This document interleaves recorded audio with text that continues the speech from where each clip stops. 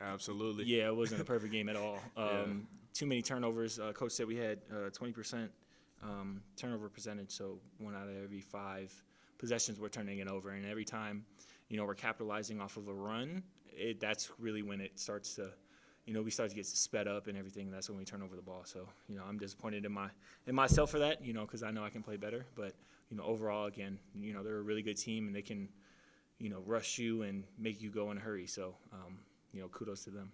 In some ways, is it good to say you're disappointing yourself when you have a career high 28 points, your 15th career double-double? Yeah, it's just, I had a great game today, but again, we'll just have to flush it and then look on, see what I can improve on for Sunday, and then in the Virgin Islands. So that's where I'm going from here. In some ways, are they a funky team to defend? Pretty athletic. They volume shooters and everything. Are they kind of weird to battle that way? Yeah, for sure. They like you said, shoot a ton of threes, which leads to long rebounds, and then they're sending guys. Super athletic team. They crash the glass hard. They really like to muck up the game, make it up tempo. Really physical. Which, to their credit, they made some plays tonight, especially on the offensive glass. Once I feel like we kind of got that under control a little bit, that's kind of when the game kind of blew up and even more. So definitely a tough team to scout. They were a good opponent, and it was a hard-fought win. Obviously, you don't want Kendall out. Hope that doesn't happen with him or anyone. But in a way, is it useful to, I guess, figure out how to work things when you are missing someone and how that alters things? Yeah, I would say so. I mean, even go back to Oral Roberts. I went out with a nagging injury, and then John stepped up, DT stepped up. We played small as well, and DT has been working his tail off, and he definitely earned that starting spot. But to for him to come off the bench that game just because of their scheme and their personnel and have a double for himself is just it's just amazing just to see, because all of our teammates are ready. So it's kind of the similar thing here. Chandler played great, Baylor played great as well. So those bench guys are always staying ready. Isaiah, was it a good mental challenge for you tonight, because they hit some tough shots? I thought you guys defended well, but they hit some tough shots with a hand in your face. You're going to run into teams like that. I think UNLV always comes to mind.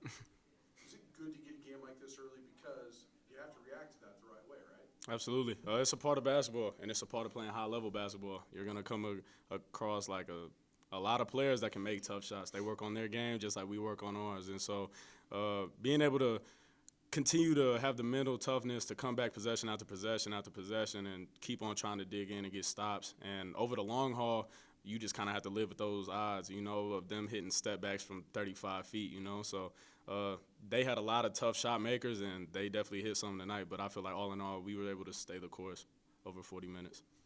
You guys went into this game 3-0 against Arkansas, beating them by at least 25 points in the past. Was there a certain expectation going into tonight's game to have a similar outcome like that, like you guys did? The biggest thing for us was just to flush Tuesday. Tuesday was just such a phenomenal night.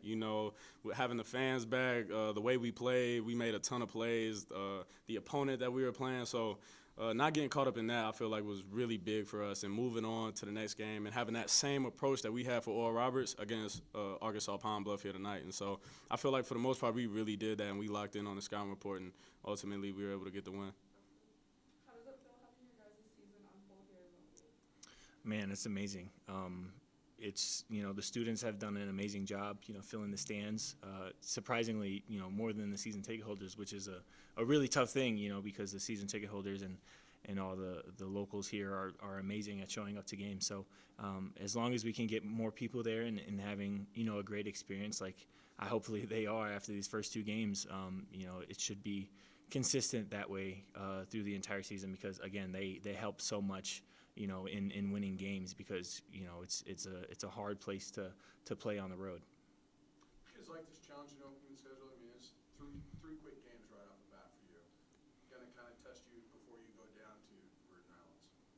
You like the way this is set up? Not a whole lot of time to practice, but work things out on the court. Coach Medved might not like hearing this as much, but I like playing the games. We've been practicing a long time, and so now that we can get the games back going, I'm all for it. So it'll be fun. Yeah. You're saying his response will be different. Absolutely, absolutely. But is there some value to working things out on the court more so than in practice? For sure. Game reps. There's only so much that you can kind of script in a practice. You know, teams make adjustments all the time, and they throw different looks, different bodies that we don't have on our team, size-wise or anything like that. So I feel like for our team, it's huge for us to get these game reps, especially with some of the new guys that we got coming in that are going to be big for us. Thanks, guys. Thank you.